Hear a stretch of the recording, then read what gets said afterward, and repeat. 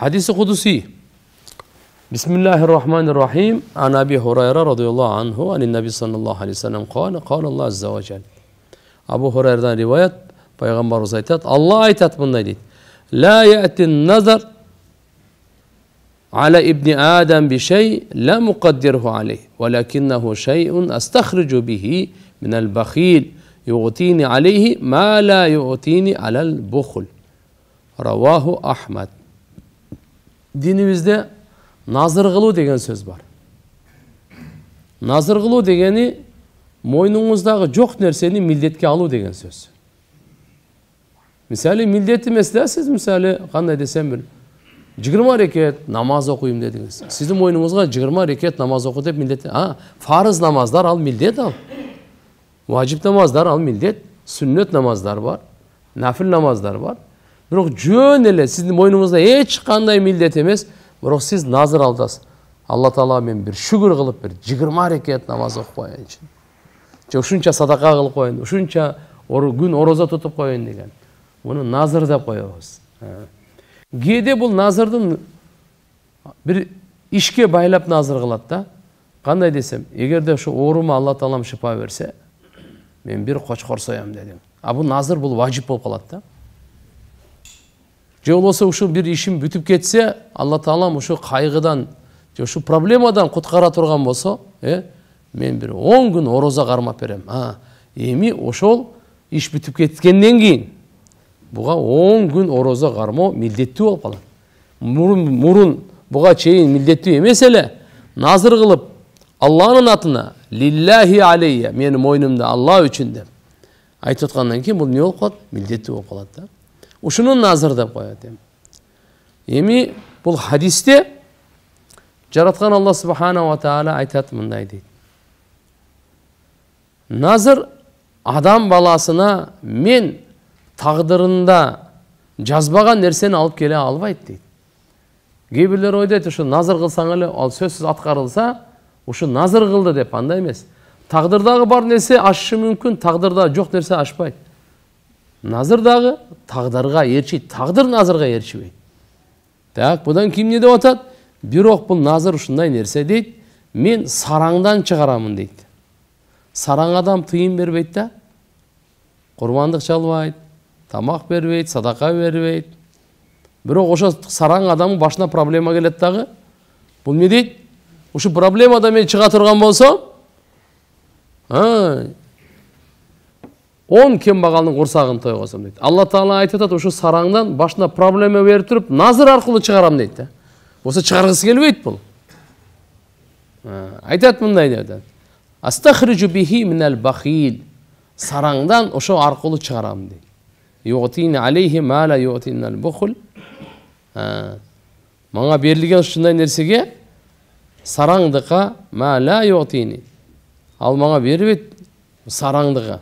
Мындайча айтканда бунун сөз мааниси мындай.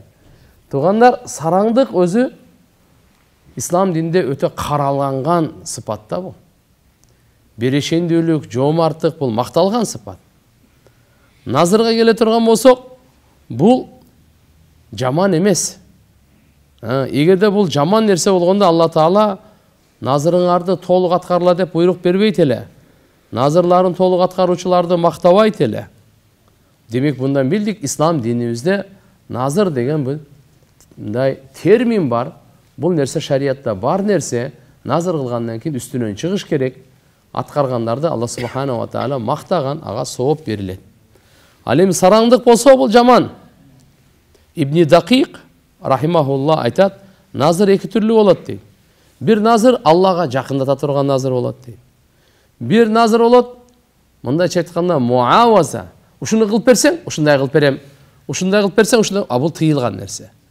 Алла Таала мына мынаны кылып бер, мен ошону бүтүрүп берем дегенчи. Имам Куртуби рахматуллахи алейхи айтат, ан-назр минал уқуд ал-маъмур бил-вафа биха ал-мусна аля фаилиха дейт. Имам Куртуби рахматуллахи алейхи айтат, назыр ушундай нерсе, бул келишимдерден. Толук аткарганга буйрулган, жана буну аткаруучу макталган, алкыш айтылган ушундай амалдардан дейт.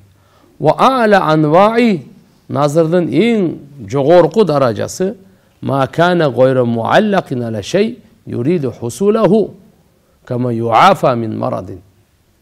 Misal bir nese işke açsa, oşoğu baylavastan eleç. Allah Teala menen sodalaşpay ele, jön ele, ya Allah, Allah için. Lillahi aleyye an asum kaza. Uşunça gün oroza qarmayım Allah için. Atasaddak kaza. Uşunça sadaka verem Allah için. Şükran lillahi Teala. Allah'a şükür kılıp. Uşunday kıla turgan bolsa, maşallah bu nazırdın en jogorku darajası eken. Buga jakындap kelgen darajасы kандай deyt? Al mындай. Al muallaq ala fi'li ta'atin. Bir jakşı işti kılganга baylayt. Mındayça aytkanda inşafallahu maridi sumtukada. Ne dedi? Eğer de Allah bana şifa verse, uşunça gün oroza qarmayım. Au sallaytu kaza, uşunça namaz okuyum. Jana uşuğa okşoganda. Demek bul dagı jakşı. Bu nerse bar şariatыбызda. Nazır kılуу, bırak şu nazırdı sözsüz atkargan üstünden çıkış gerek de. Emi vacibul abd an yakuna ma Allah azza ve cel bir raca ve zul ve hudu. Bendenin moynundağı millet ne dese Allah Teala'ga jakşı ümitde olu. Allah'ın aldığında özün tömön alu. Yeltemusu bizalika ma indallah min hayr. Uşu arqılı Allah'ın aldığında jakşılıkta izdiyor. Ama hazel bakhil emi mına sarang boyunca aytıp kelsekçi, bu Allah Teala'nın aldığında nersege mınаны берсең, мынаны кылам деп муаваза деп коет. Алмашуу жолу менен айтып атат да. Кыскасы айтканда Алла Таалага алиязу билля мындай дейт: "Ин атайтани каза", эгер сен берсең ушуну, амилту лака каза. Мен ушу нерсени кылып беремин деп. Бу өтө адепсиз жана жаман нерсе да бул. Эгер бизде айтып койгон, Алла мындай кылып берсе, мен намаз окуйм. Ишим оңдоп берсе, намаз окуйм. Куткарса, ана мындай кылам. Жок. Birinci iyyaka na'budu, andan keyin iyyaka nasta'in. Birinci ibadat, andan keyin jardam. Biz daima aytamiz, birinci Allah jardam bersin, anan ibadat kılam depçi. Biz Allah'ın kuluyuz, bizim moynumuzda mınday dep aytkan bizge jaraşpayt özü. Bizde birinci ne deymiz? Allah'ım birinci jardam versin, anan men namaz okuyayım. Bana baylık versin, anan namaz okuyayım. Oşunda dele okuyaysın sen. Anan göre, bu andayım, bu adepsizlik bolup kaldı. Birinciden sen moynundağı milletті атқар, анан Allah subhanahu wa ta'aladan jardam sıran. Ayet atqanı, la ya'tin nazar ala ibni Adam bi şey lam muqaddirhu aleyhi. Degeni, fa huwa la yemna'u anhul marad. Nazır, bul orudan tosa albaydı. Tak. Ve la yuqaddim lahu şifa. Şifanı beri albaydı bul. İllem yakun hada ve zalika muqaddarahin. Егер де мындайса болбосо, бул эки нерсе тең ага тагдырындагы нерсе болот. Качан Алла субханаху ва таала сараңдан өзү сараңдык, напсиз сараңдык кылып чыгарбаган нерсени чыгарганды каалаганда дейт, ага бир кайгыга башына салып коет. Ооруга, зыян тартууга.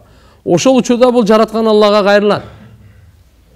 Алла Таала кайрылат. Тигиге биринчи өзү чечемдеп аракет кылат, таптакыр болбогондо анан аргасыздыгын көрөт дагы. Жараткан Алла, о Кудай, сен мындай эмесе кылбасаң болбой калды деп жарат. Ошол жерден акен айтат дейт: "Ин фаалта ли каза", ушуну кылып берсең, мен дагы ушундай нерсе кылып берем деп.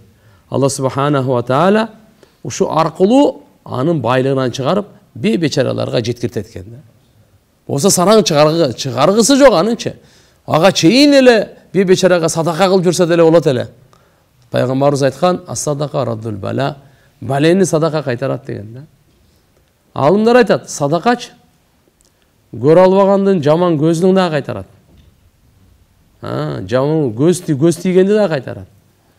Андан сыртка субханалла садака түшкөн балени дагы, түшө элек балени да кайтарат дейт. Садака дагы субханалла мусулманга эле эмес, эгерде бир бузуку адам же кафир адам садака берсе дагы дүйнөдө пайдасын көрөт дейт.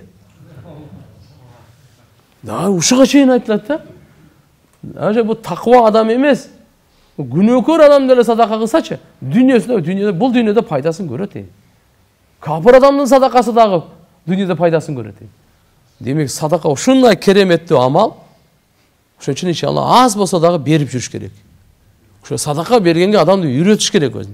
Сараңдыкка үйрөтпөй, берүүгө үйрөтүш керек. Көп эмес, акырынан үйрөтүңүз.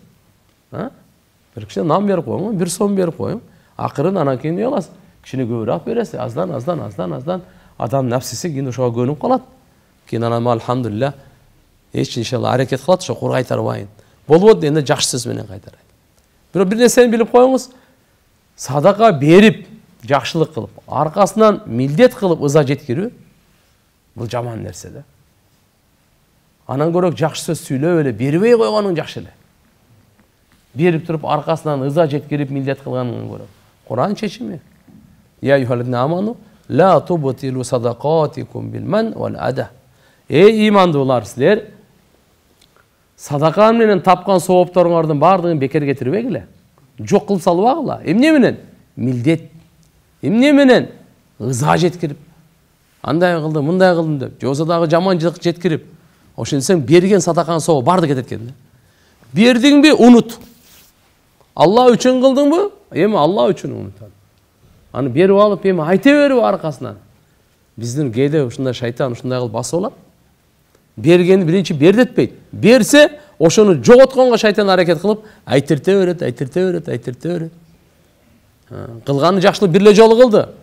10 жолу милдет кылды да. 10 жолу. Бир жолу жакшылык кылып, 10 жолу милдет кылды. Бир жолу жакшылык кылып, бир сооп тапты эле, 10 жолу кылып не кылып салды эми? Сооп эмес, дагы башкасын да алып алды өзүнө. Ошон үчүн иншалла, бирок бул кыйын нерсе болгону менен, напске оор нерсе болгону менен, туган бул Аллахтын өкүмү. Я айюхаллазина аману ла тубтилу садакатикум бил ман вал ада. Силер андай кылып, садака берген сооптор аты өтө улуу. Бирок милдет кылып, ошо адамга ыза жеткирип, жок кылбагыла. Аны текке кетирбей. Буну сүрөтүн Алла субханаху ва таала айтат. Ай, бир сыпсыйда таштын үстүндө, эгерде кичине чаң болуп калса, катуу жамгыр келип туруп, ошо жамгыр жаап, ошо таштын үстүндө чаң калабы дейт. Кудум ушундай кылган садакаларыңдын эч кандай сообу сага калбайт деген сөз да. Буну мисалын Алла Таала Куранда айтат муну. Буну мисалы ушундай дейт.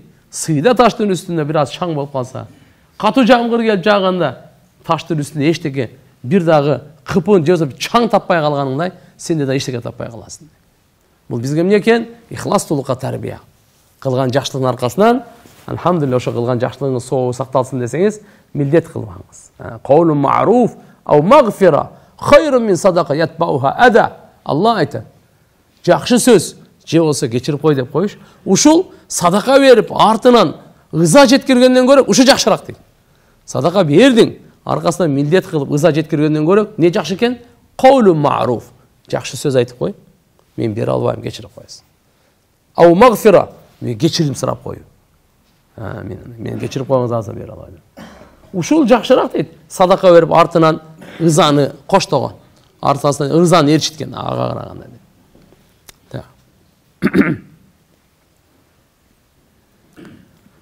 Yu'tini aleyh.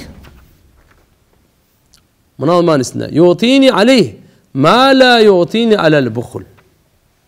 Yani al manga nazır kılıp atar. Ala ma yatlubuhu, özü talap kılgan nersege menden kaşifa misali oşo sarang, ya Allah manga şifa ver dep talap kılıp atat oşuga. Jana nazır kılıp atat ne deyt misali? Şifa ver deyt. Ma la yu'tina alel bukhul ma la yunfiquhu fi sabili. Menin joluma sarptabagan nerseni. Ne üçün? Sebep al sarang nerse. Al sarang al.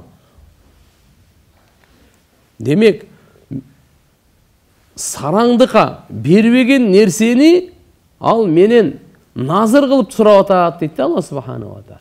Сараңды бербей атат да, Алланын жолуна ушуну берсе болот эле. Эми не кылып атат? Ал болсо менен ушу назыр кылып ушуну сурап атат дейт. Алла субханаху ва таала ушу аркылуу сараңдан дагы акча чыгартырат экен да. Инна назар ла юқаррибу ибн Адам шай'ан лам якуниллаху қаддараһу лаху. Муслимдин риваятына келет, назар кылуу бул адам баласына Алла Тааланын тагдырына жазбаган нерсени бир нерсени да жакындата албайт. Валакин назар ювафиқул қадар. Бирок назар бул тағдырға лайық келіп.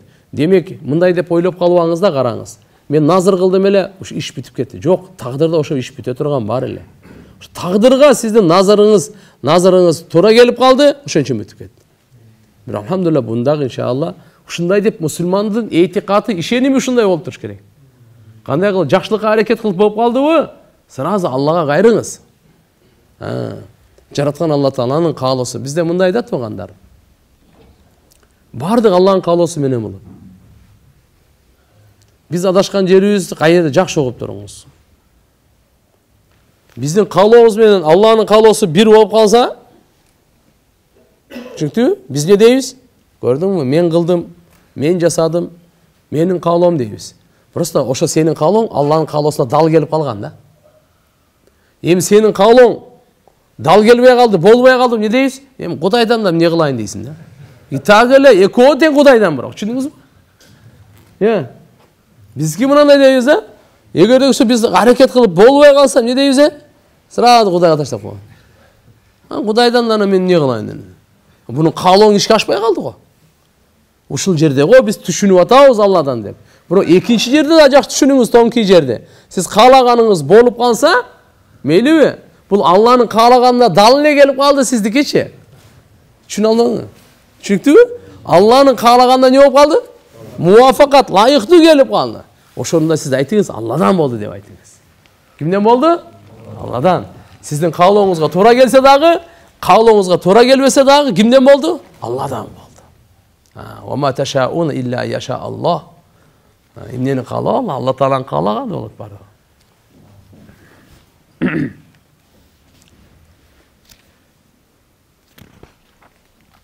عن أبي هريرة رضي الله عنه عن النبي صلى الله عليه وسلم قال قال الله تعالى بلد أبو هريرة رواية پیغمبر صلى الله عليه وسلم aytad Allah aytad ki salasatun ana khasamuhum يوم القيامة رجل أعطى بي ثم غدر ورجل باع حرا فأكل ثمنه ورجل استأجر أجيرا فاستوفى منه ولم يعطيه أجره. Allah Teala aytad, 3 нерсе бар экен да туугандар. Кимде ошо боло турган болсо, кыямат күнү мен ал менен талашамын дейт. Аллага талашса, ким ага туруштук бере алат? Эч ким бере албайт. Биринчиси, бир киши дейт, мага өзү убада берип, кийин кыянат кылган. Убада берип туруп кыянат кылган. Убаданы келишимде сындырган. Бул жерде адам баласы ант берип, же болбосо убада берип, кийин ошонусун буза турган болсо, тескери чыга турган болсо, туугандар, бул Алла Таалага жакпаган амал. Алла Таала эртеге кыямат күнү мен ал менен өзүм эсептешемин деп атат да. Жаңжалдашамын деген, өзүм эсептешемин дейт. Убаданы келишимди сындыруу, туугандар, кыянат кылуу, толук аткаруу, бул өтө жамандалган сыпат. Мусулман адамдын сыпаты эмес. Мусулман адамдын сыпаты эмес. Албетте шариаттагы үзүрсүз да, бул жерде да кээде ушундай болуп калды. Таптакыр мүмкүнчүлүк болбой калды. Анда бөлөк нерсе. Ал деген кандай? Убада берди эле аткарам деп, бирок ушундай кырсык келип калды, ал аткарганга күчү жетпей калды. Бул бөлөк нерсе болуп калат. Кээ бир бар го, дүйнө үчүн өзүнүн пайдасына, не болсо ошол да. Бизде лабз деген сөз бар. Лабзиң барбы дейт. Сен убада бербедиң беле, айтпадың беле деп. Пайгамбар айтат, мунафыктын белгиси 3 дейт. Сүйлөсө жалган сүйлөйт. Аманат берсе кыянат кылат. Убада кылса каршы чыгат убадасына. Келишим кылса, кээ бир риваяттар 4-сү кирет, келишим кылса, ага кыянат кылат. Аны сындырат дейт да. Жок. Ошон үчүн иншалла Субхана ва Таала айткан, я юхаллин аман ауфу бил уқуд. Келишимдерди үстүнөн чыккыла деди бул. Келиштиңби? Үстүнөн чык эми. Чыдай эми ошон жөн. Айткандан кийин мусулман адам айткан убадасына туруш керек экен. Мусулман адам айткан убадасына туруш керек экен. Мына мусулманчылык каякта турат. Убада берди, биринчи убада бербе. Убада бере турган болсо, айтканына тур.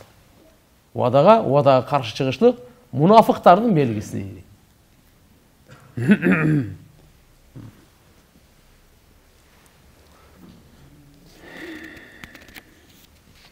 Екіншісі варожулун баа хурран фаакала самана. Астагфир, ушундай да болуп калган. Бир кул эмес. Алхамдулилlah, азыр кулдун доору жок азыр. Тирүү жакшы эле адам, азат адам, ошону сатып берип акчасын жеген.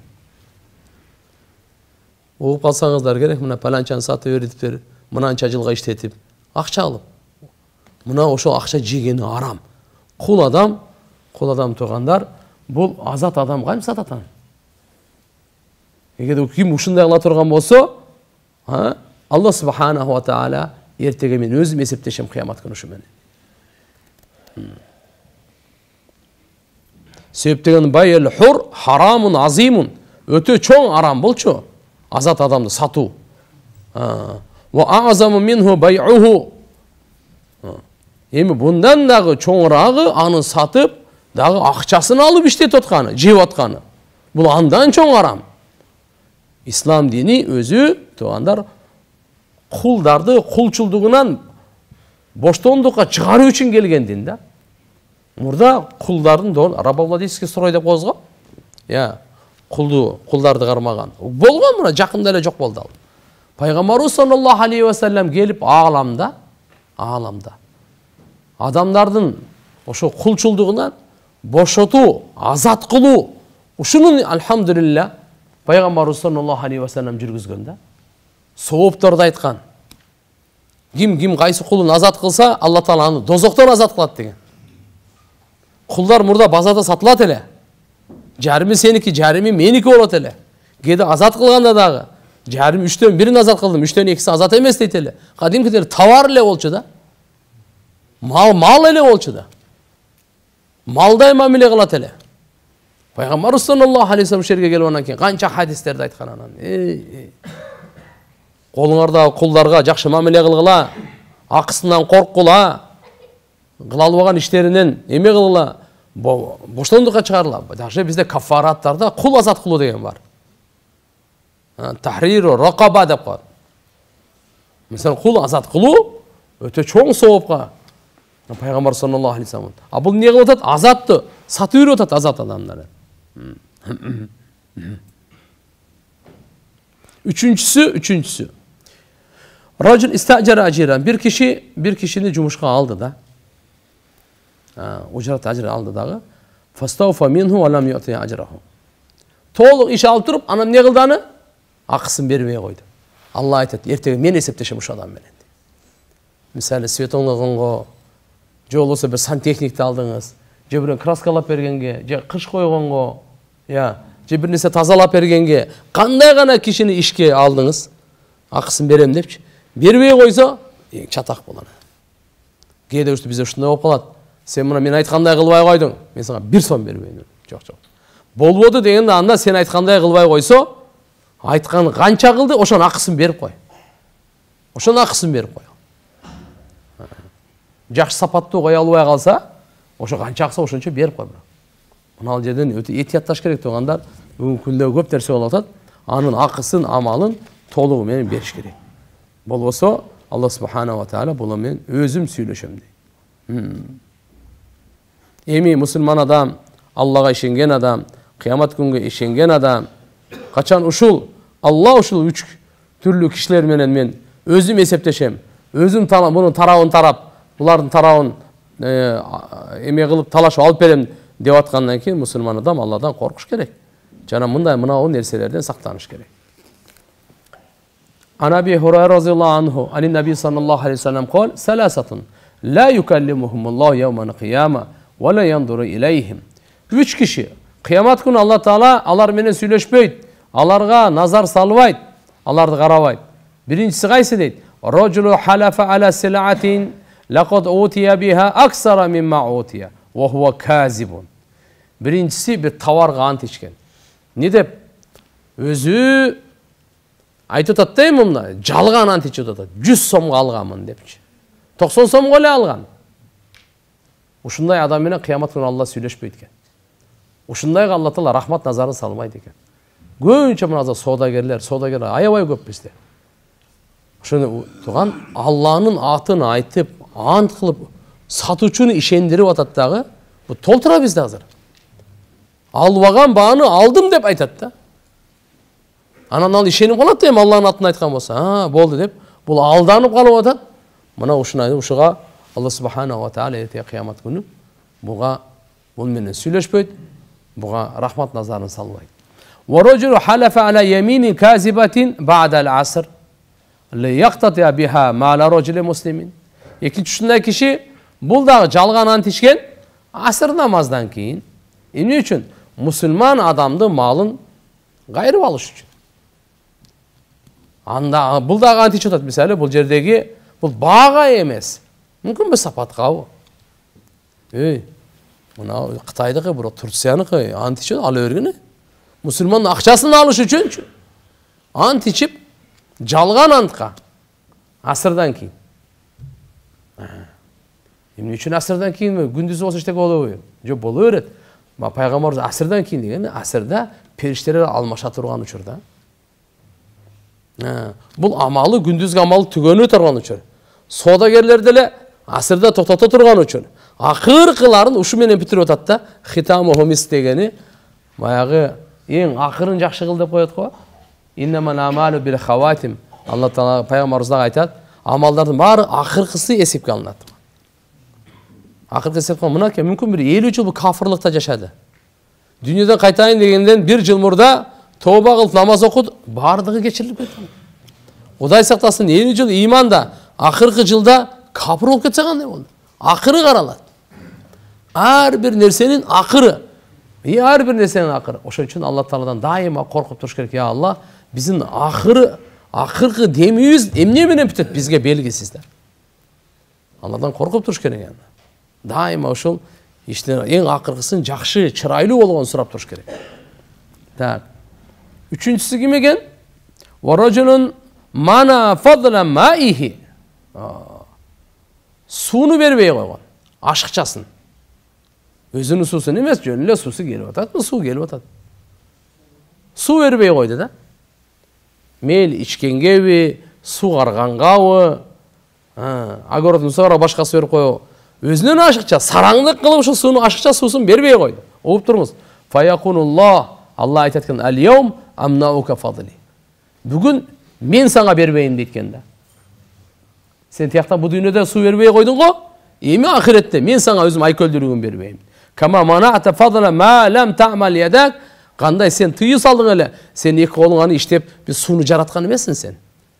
Суунун жаратуучусу эмессиң. Сага ашыкча эле, сен эч кандай кыйналбай эле. Ошо сууну да сарандык кылып бербей койдуң эле. Мына мен сага Алла Таала айткан, мен сага да бербейм бүгүн айкөлдүрүүгүн дейт. Ушундай адам менен Алла Таала кыямат күнү сүйлөшпөйт. Буга назар салбайт.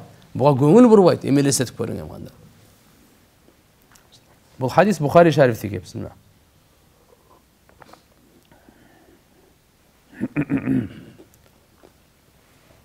Оңуз менен кебир риваятта келет. Ла юкаллимухумуллах ва ла яндуру илейхим. Кебиринде ва ла юзаккихим ва лахум адабун алим. Азыркы 3 киши бар го? Кайра кайтып келебиз азыр бул сөзгө. Алла Таала алар менен сүйлөшпөйт. Аларды карабайт. Аларды тазалабайт. Алар үчүн жанчыдагы азап бар. Ушундай төртөөнү айтып атат мына. Мусулман адам бул хадис туккандан кийин чечим чыгарыш керек жашоосунда. Мен жалган ант ичпейм. Баасы мынча болсо, кошумча мынанча деп туруп алдап туруп, жок. Жок болсо дагы алдап асырдан кийин деди? Касам ичип атат мусулмандын акчасын алыш үчүн, ниш акчасын алыш үчүн. Жок, ичпейм андай. Үчүнчүсү, мен эми алхамдулилlah сугарды мага жетиштүү, ашыкча берип коем башкага ашыкчасын. Акчасын берип койду. Мынакей. Себеп дегенде мына 4 нерсени айтып атат тугандар. Алла сүйлөшпөйм деп атат. Назар салбайм деп атат. Алар тазалабайм деп атат. Аларга жанчыда азап бар деп атат. Эми бир бир суроо болот да. Ла юкаллимухумуллах ва хуаллази саюхасибухум. Алла Таала эсепке алат го, аны сүйлөшпөйт деген мааниси кандай? Алла Таала ар бир адам менен сүйлөшөт да, эсебин алат. Сен эмне үчүн ушундай кылдың? Эмне үчүн ушундай кылдың? Сүйлөшөт го. А мындайдеги кандай десе, бунун жообу мындай дейт. Ошондой эле ла яндур илейхим, Аллаларды карабайт дейт. Кандай Алла Тааланы карабайт? Міне Алла Таалага алар көрүнбөй калабы? Жок, бардык Алла Таалага көрүнүп турат. Бир дагы кыпын жер асманда Аллага жашырын эмес. Ушуга имам Навави рахматуллахи алейх жооп берген экен мындай деп. Кала жумхурул муфассирин ла юкаллимухум. Өзү мындай аятта дагы бар да. Сөзү каламан янфаухум ва ясуррухум. Аларга пайда жете турган сөздү сүйлөбөйт экен да. Аларды курсант кыла турган сөз сүйлөбөйт экен. Алла алар менен сүйлөшпөйт дегендин мааниси аларга пайдалуу, аларды курсант кылуу, көңүлүн көтөрүү сөздү сүйлөбөйт деген сөз. Атак аларга коркутуу, Алла Тааладан наразы болуу сөз сүйлөнөт ал. Түшүндүңбү? Сөздүн маанисин айтып атат. Кээ бирлер айткан. Ла юрсил илайхим малайка тахия. Алар менен сүйлөшпөйт деген мааниси мындай дейт. Периштелерди жибербейт экен салам айтууга. Кыямат күнү бейишке кире тургандарга периштелер салам айтат да. Алла салам айтат. Бейиштегилер бири-бирине саламдашат. Тахиятун фиха салам. Учурашуулар ассалам деп учурашат. Периштелер келип салам айтышат. Алла саламун каула мир раббир рахим. Алла өз салам айтат бейиштиктерге. Бирок бул жердеги айтып атканым эмне дейт? Ошо саламдаша турган, салам айта турган периштелерди жибербейт деген мааниде. Вала яндур илейхим, аларга карабайт деген мааниси Алла Таала алардан жүз үйрөт. Мында айтканда Алла Таала бенделерин кароосу мааниси райымдуулугу, боорукерлиги. Демек Алла Субхана ва Таала аларга рахмат назарын салбайт деген сөз. Боорукерлик назарын салбайт деген сөз. Үчүнчүсү вала юзаккихим, яни аларды күнөөлөрдөн тазалабайт. Бейишке кириш үчүн күнөөлөрдөн тазаланыш керек эле. Бейишке күнөөкөр адам кирбейт. Тазалап туруп, күнөөсү болсо да бул жактан тазалап анан киргизет. Пайгамбар саллаллаху алейхи ва саллям хадистери бар го. Кимдин жүрөгүндө кыпын барабар текеберлик болсо, бейиштин жытын жыттабайт дейт. Бирок ал мусулман эртеби кеч бейишке кириш керек. Эмне кылыш керек десе? Токтоп тур, тазалайт, анан киргизет дейт. Бул жактагы бири-бирине мамилелери болгон, алды-бердилери, өч, гектер бар го, бардыгын эсептештирип, анан кийин Алла бейишке киргизет. Ага чейин киргизбейт. Даже мынага чейин айтылат, эгерде кафырда дагы акысы болсо, кафырдын бир нерсесин алып койгонсун, бейишке киргизбей турат. Ошонун акысын алып бермейинче. Ал дозокко, все, дозокко кетти, мен кете берем, андай болбойт. Акын алып берет, анан бейишке киргизет. Бирөөнүн акысын жеген болсоң, мейли мусулман эмес, даже кафырдын акысын жеген болсоң, Алла эсептеп алып берет, анан киргизет. Ошо туугандар, мына жерде ушу бирөөнүн акысынан коркойлу. Акысы деген эле сөзсүз эле бир буюмун алып, акчасын алып эмес. Бирөөнүн ушуну акысына киргенден коркойлу. Бирөөнүн акысына кирүү кандай болуп атат? Ошону ушактап атасың сен. Анын үстүнө маскаралап атасың. Жаман ат коюп атасың. Шылдыңдап карикатурасын чыгарып атасың. Мына Алла Субхана ва Таала буну ачык буларды тыйып салган. Гыйбат ла яқта ба'дукум ба'да. Мына бирөөнүн акысы. Бирөөнүн абирине кол салба деген сөз. Үч нерсесине кол салбаш керек да. Канына, акылы, малына, мал мүлкүнө, жана абирине. Жаны, малы, акылы, жана абири. Абыройуна кол салба. Бирөөнүн абирине кол салган. Ал куник болобу, кандай болсо да. Кейбір риуаяттарда келет, субханалла. Бір сахаба қоңырық тартып ұйықтап атқан екен. Не деп? Қоңырық тартылған. Мына жақта екі ана қоңырық тартып атат деп қойып бердім, айыбын айтып қойдым. Ошого аят түшкөн, ушактап агыла депчи. Эмне? Ушуну ушактаганы киргизди. Мусулмандын айыбын жок. Вала тажассасу. Бирөөнүн аркасынанчы ошонун айыбын издеп түшпөгүн. Жөн айткан эмес ал. Вала танабазу бил алqab. Жаман лакаптар менен атабагыла, бисал исмул фусуq бa'da al-iman. Wa man lam yatub fa ulaika humuz zalimun. Куран. Имандан кийин жаман ат коюу бул күнөө дейт да. Иманың бар, анан дагы жаман ат коесуңбу бирөөгө? Токтот, жаман ат койгонду. Өзүнүн аты бар, ата-энеси койгон аты бар. Наоборот, эң жакшы аттар менен ата. Жакшы ат кой, адамдын көңүлүн көтөр. Мейли бул Sen mesela murdатан беричи. Кандай адам болбосун? Ар бир адамдын өзүнүн акысы бар, орду бар да. Сыйы бар Аллахтын алдында. Кордогонго акың жок. Укугун тебелегенге акың жок. Үстүнө маскаралаг Алла айтат. Я юхлатна аману. Ла ясхар каумун мин каумин. Эч бир коом башка коомду маскаралабасын. Бул жерде коом деп айтып койгон эмне? Бунун мааниси жеке адам маскаралай берсе болот экен, андай эмес. Эл болсун, уруу болсун. Башкаларды маскаралабасын. Маскаралабасын. Аялдар дагы бири-бири маскаралабасын. Аса айякуну хайра минхум. Алла Таала айтат, мүмкүн сен маскараладың, ал сага караганда Алланын алдында жакшы болуп жүрбөсүн. Сага караганда даражасы бийик болуп жүрбөсүн. Вала нисау мин нисаин аса айякунна минхунна. Аялдар дагы аялдарды маскаралабасын үстүнөн. Кийимин маскарлаганын, өңүн маскарлаганын, акылын маскарлаганын, башканын күлгөнүн маскарлаганын болбойт. Кандай болсо дагы анын Алла хидаят берсин деп өзүңдү сакта, шайтандын сөзүнө кирбе. Ушулардын баары жазылат, эртең кыямат күнү бир эсеби бар.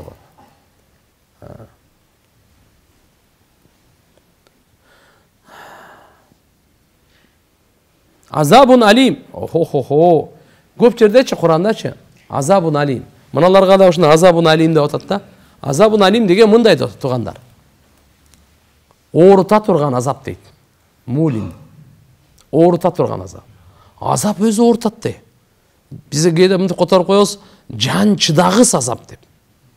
Мына жерде мулим қалал ал-вахиди хуа ал-азабу аллази яхлусу ила кулубихим важауху дейт. Ой. Азабун алим, ал ушундай азап, мейли, анын оорусу жүрөккө жете турган. Жүрөккө жете турган азап. Жөнөккө. Биринчиси ким деди? Бирок кыянатчы, жалганчы деди. Жалган ант ичет. Содасында, сатыгында, алганда, сатканда кыянат кылат. Ушу Алла Тааланын кудайлык ушул азапка лайыктуу өзү ушул. Алла Субхана ва Таала ушул нерселерди арам кылган болсо, эми кандай? Ва ма азамул ислам хина харрам хазимал умур.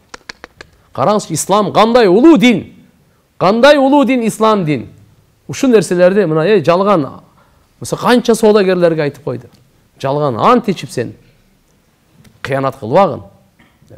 Болсо Кудайдын каарына каласың. Кудайлык азапка душар болосуң.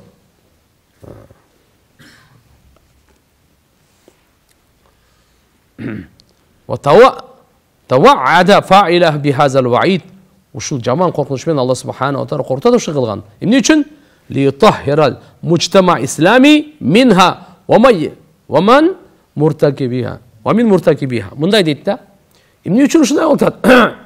Ислам чөйрөсүн тазалаш үчүн. Чөйрөнү, коомчулукту тазалаш үчүн мындай айтат. Ошон үчүн сиз мени алдабаңыз, мен сизди алдабайм. Болду. Кеп ушул. Сен элди алдаба, чүнүктүү? Эл сени алдабасын. Мына таза жашоону Алла Таалам берип атат бизге.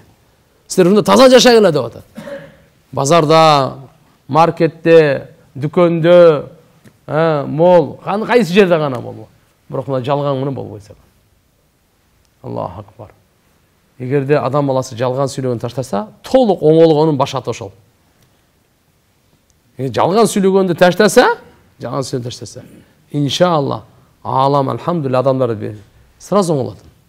Кептин бар жалганда пайгамбар ушуга чейин айтты да, тамашалап дагы жалган сүйлөгөндү таштагын деди. Не деди? Атайлап эмес, эмне деди?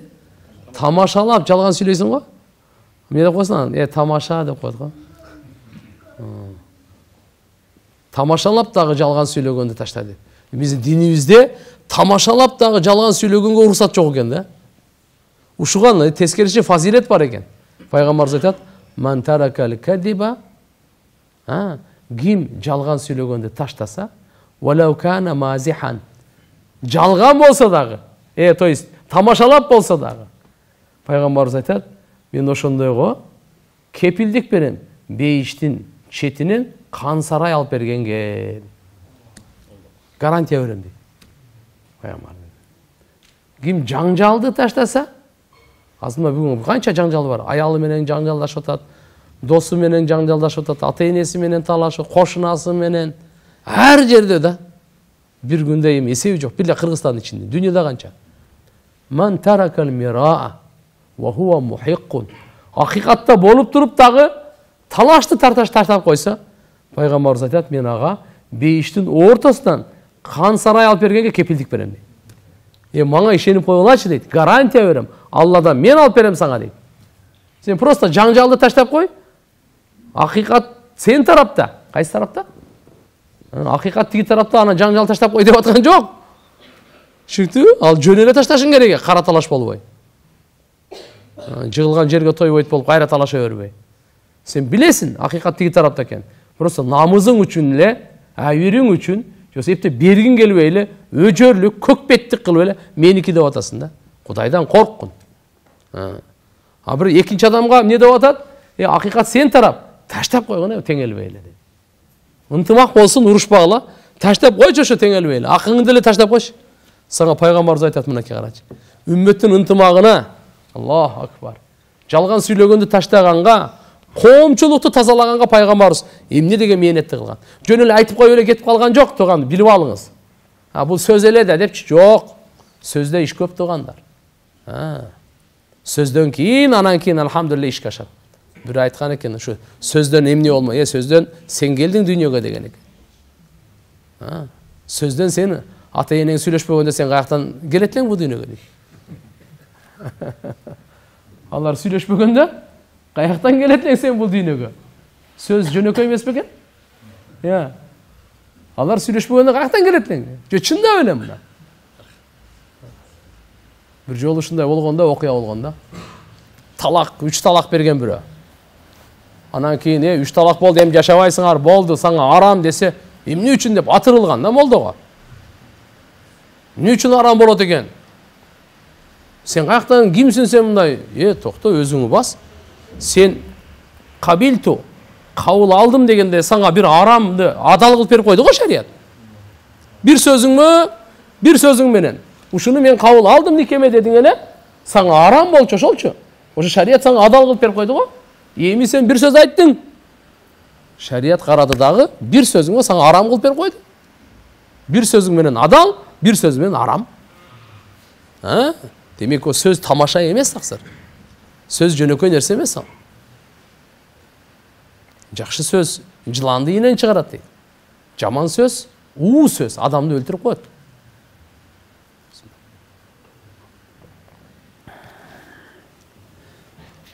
Мынаке, пайгамбар саллаллаху алейхи вассалам эмне айтат?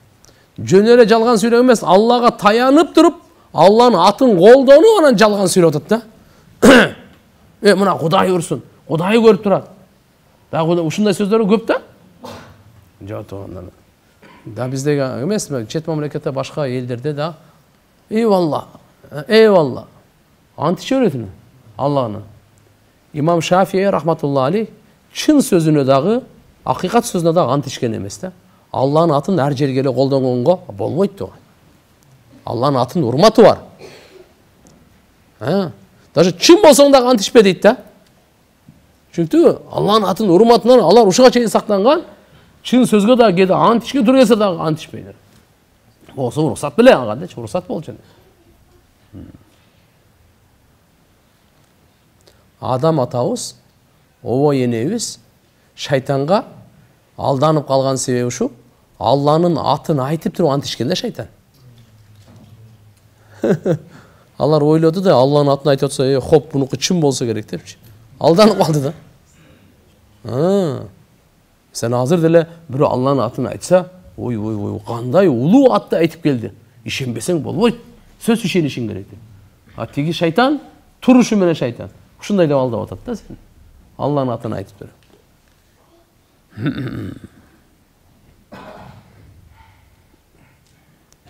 Бул мунафыктардын сыпаты, угуп алыңыз. Жалган ант ичип, ошо буюмун саткан, же болбосо мынанчага турган деген. Алдап мунафыктардын иши дейт.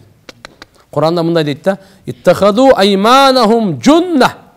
Мунафыктар өздөрүнүн анттарын калган кылып алган. Аятты мындай сөзмө-сөз Мужадала сүрөсүндө келет. Бул алар өзүнүн имандарын, то есть анттарын, айман деген, анттарын калган кылып алышкан. Ошо ант менен сизди токтотот да. Ант менен сизди алдайт деп аткан сөзү.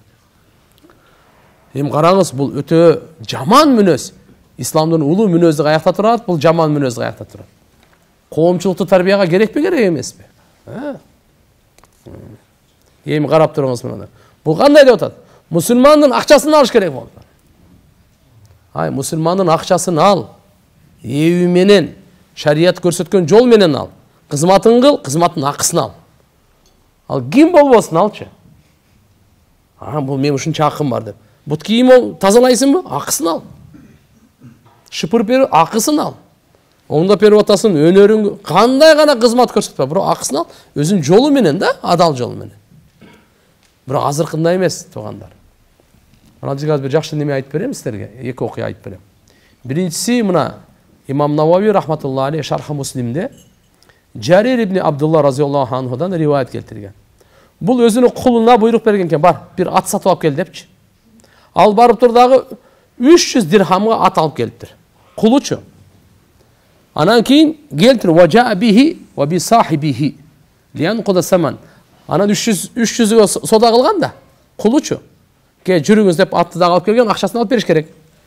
Кожоюн алып келди да. Факана Жарир айттыр да, ат ээсинечи. Мындай дептир. Канча болду десе, алар 300га сүйлөшүп келдик деп айткан да. Фарасу хойру мин саласимияти дирхам. Сиздин атыңыз 300 дирхамдан да жакшыраак го дептир. Атабиу би арабати мияти дирхам. 400 дирхамга сатасызбы дептир. Кулу канча сүйлөшүп келген?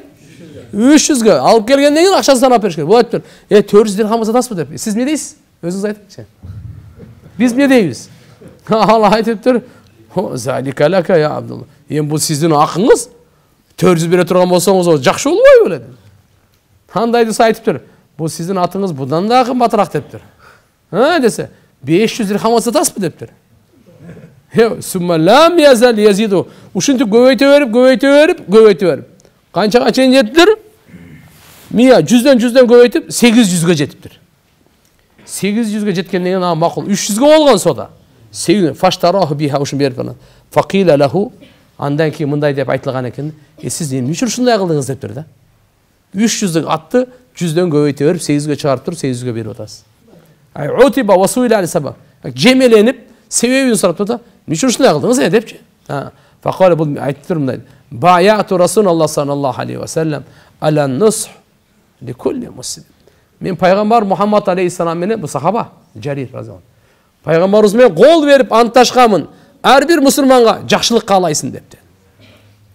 Мен жакшылык каалоом ушул болду. Мен карасам, чото ушуга бир 800 беришим керек экен деп. Ошону бердим дейт мен. Bir rivayette gelet, Abu Davud'da gelet. Cerir Azam'ın öz aytat. Kana iza ba'a şey av iştarahu kâle. Ama inna lezi ahazna minka ahabbu ileyna mimma ataynaka fakhtar. Bir neseni satsa, bir neseni satıp alsa aytat eken de bulç. Ne dep? Biz senden aldık o. Oşol ahabbu ileyna. Ahazna minka ahabbu ileyna. Senin alganız bizge süykümdürük. Mimma ataynaka biz bергенге караганда. Мисалы мен мынаны сизден 100 сомго алып атам. Сизге 100 сом бердим. Ошо мен сизге 100 сомго караганда сиздин бергениңиз мага сүйкүмдүүрөөк, жакшыраак. Фахтар каалаганын тандаңыз деп. Мындайча айтканда, сатып алса дагы, сатса дагы ошонун көңүлүн карачы экен да.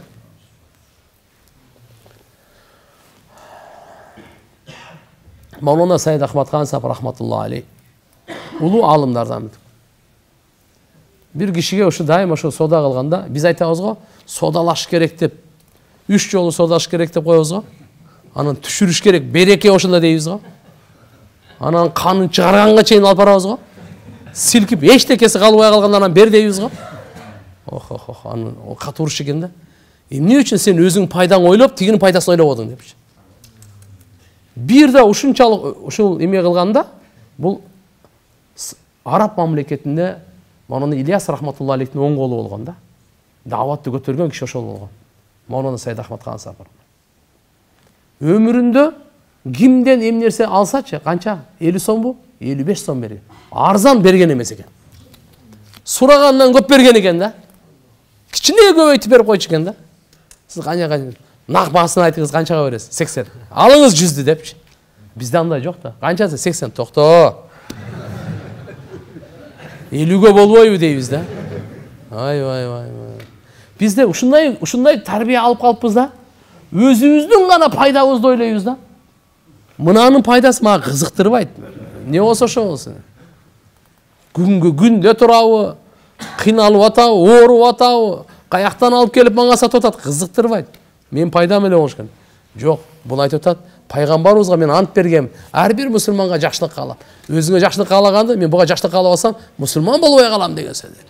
Я Алла, карачы кандай адамдар өткөнү. Биздин намаз чөйрөн салыштырың тияк караңы. Алар деле бизге окшогон, эки көзү бар, эки кулагы бар. Бирок алар каяктагы адамдар, баалуулуктар, кандай таза адамдар, кандай жүрөгүнөн жакшылыкка толгон адамдар. Буну эмне үчүн айтып атабыз?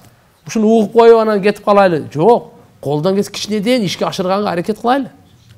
Я, кичинеден аракет кылабызбы? Базарга барып эмне кылабыз? Ошону айткылайбы ягы? Машалла. Алла разы болсун иншалла.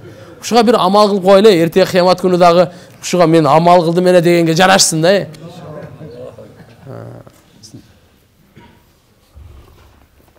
Табараниде риваят келет, Жарир разияллаху анху өзүнөн. Качан бир буюмун сата турган болсочу, бассара уюбаха лил муштари. Айыбын көрсөткөндө сатуучу, берге. Мына жерде мына айыбы бар, депчи. Өзү көрсөткөн да. Эмне начар тигилип калган, мына көрдүңбү? Эмне кичине мына өңү кетип калган депчи. Эмне кичине айрылып мына бошураак. Ол айыбын өзү көрсөтөт экен. Сумма хайяраху, анан ыктыяр берген. Кааласаңыз алыңыз депчи. Фаин ши'та фахус, кааласаңыз алыңыз, ва ин ши'та фатрук болсо таштап коюңуз. Ошондан кийин буга айтылган экен. Ярхамукалла, Алла сизди райымына бөлөсүн деп дуа беришти экен. Иннака иза фаалта хаза ла янфузака бай. Анан айтып бугач, сен ушундай кыла берсе, сен соодаң вообще жүрбөйт дептир да. Ар ким өзүнүн акылындагы нерсесин сүйлөйт да. Жүрөгүнөн эмнеси бар экен. Бул Алла менен соодалашып алган менен иши жок ан. Факала бул не дептир? Жарир разияллаху анху айтып, инна бая'на Rasulullah sallallahu aleyhi ve sellem ala nushli ahli İslam. Ар бир мусулманга жакшылык каалайм деп, жакшылык каалаганга пайгамбарыбызга мен ант бергенмин деп. Мына. Байат кылганмын деп.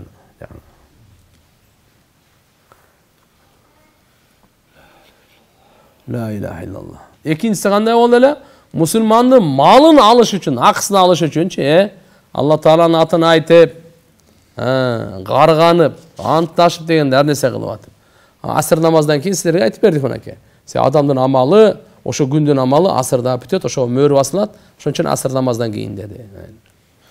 Үчүнчүсү, суу бербей койгонду карап туруңуз, эмне деп атат эми? Ла ilahe illallah, ла ilahe illallah. Сахабалар, тугандар, суу бербей койгон тиякта турсун, өзү чаңкап атканда өзүнүн суусун берет эле. Буну исар деп коет да. Угуп алыңыз. Эң биринчи инсаф, андан кийин ихсан, андан кийин исар. Бул сөздүн чечмелеп берип коеюн. Инсаф бул адилеттүүлүк. Инналла я'муру бил адл. Алла Таала адилеттүүлүккө буйрат. Адамгерчилик адилеттүүлүктөн башталат. Адилеттүүлүккө барып токтобойт, башталат. Андан өсөт. Адамдын адилеттүүлүктөн ылдый кысычы, ал инсанчылык эмес, айванчылык ал. Биздин исламдын көз карашында ушундай. Сиз кандай жагабы жакпайбы сизге билбейм. Бирок исламдын көз карашында инсандык сыпат адилеттүүлүктөн башталат. Биринчи кадам адилеттүүлүк. Азыркы ааламдагы акыркы кадамы адилеттүүлүк да. Ислам ошол жерден башталат. Түшүнөсүзбү?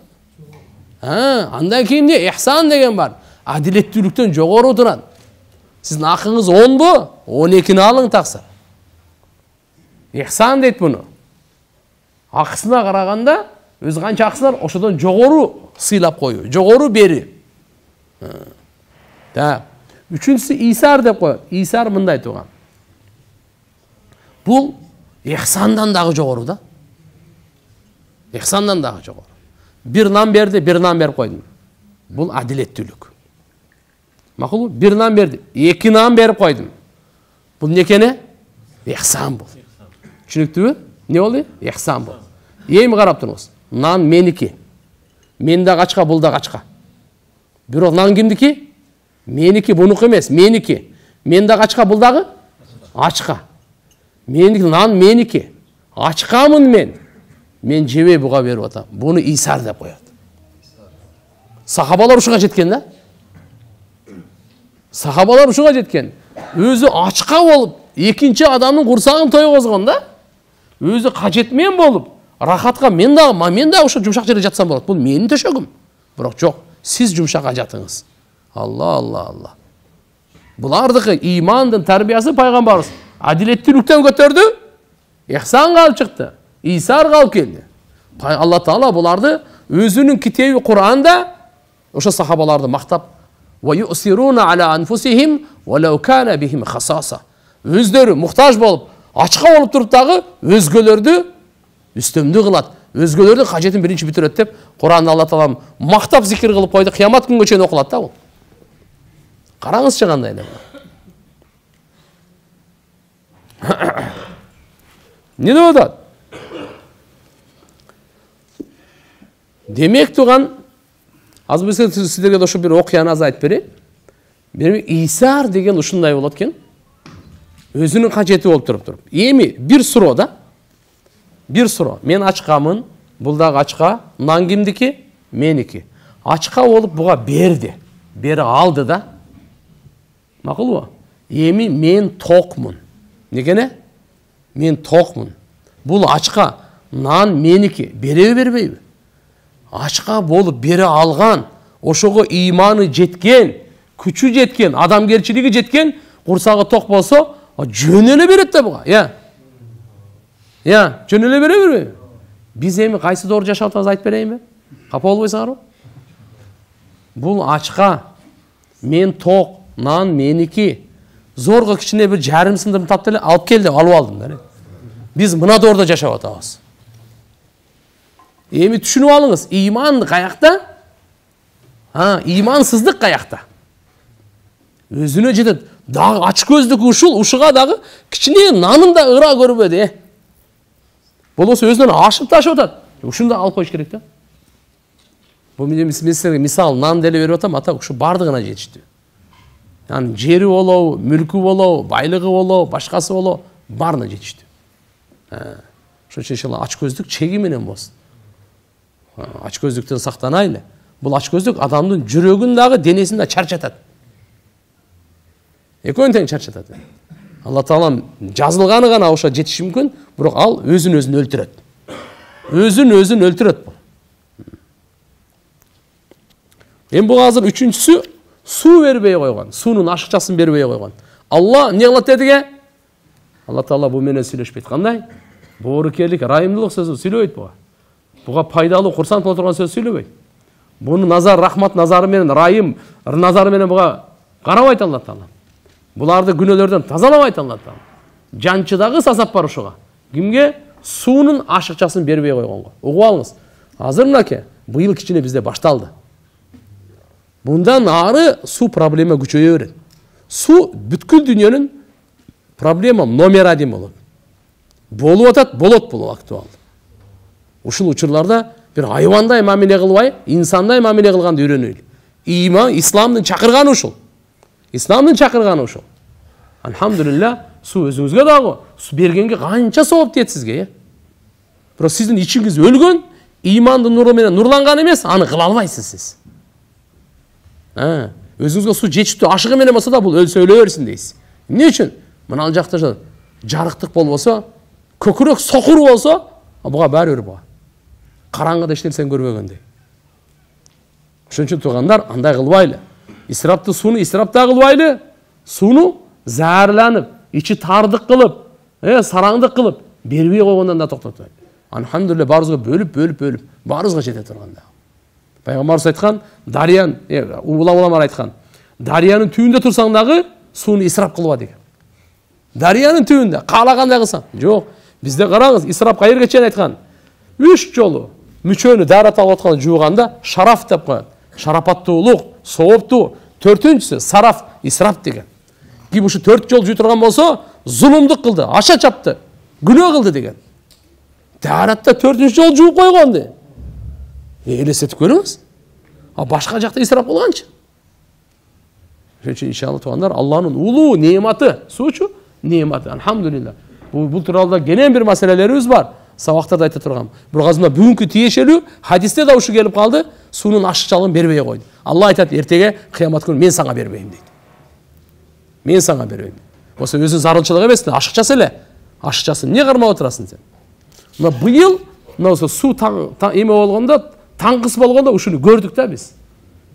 Лично мен өзүм көрдүм да мунучу. Кандай экенин. Алхамдулилlah, Алла Таалам иншалла рызкы бере берет. Бирок адамдар ичи кандай экенин, ою көңүлү кандай экен, андай болбош керек. Имандуу болуп, ахирет мага керек дей турган болсоң, анда шайтандын сөзүн сүйлөбөй, ага дос болбой, пайгамбарыбыздын айткан намалы. Пайгамбарыбыз айтат.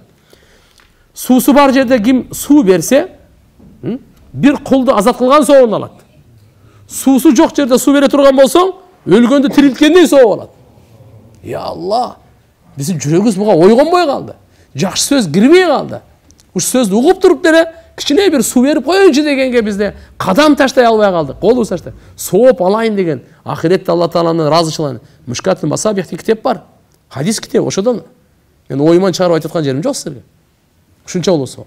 Алла Таала эмне дейт? Ва ман ахяха факааннама ахян наса жамиа. Ким бир адамды өлтүрсө, бүткүл адамды өлтүргөндөй, бир адамга жашоо берсе, бүткүл адамзатка жашоо бергендей.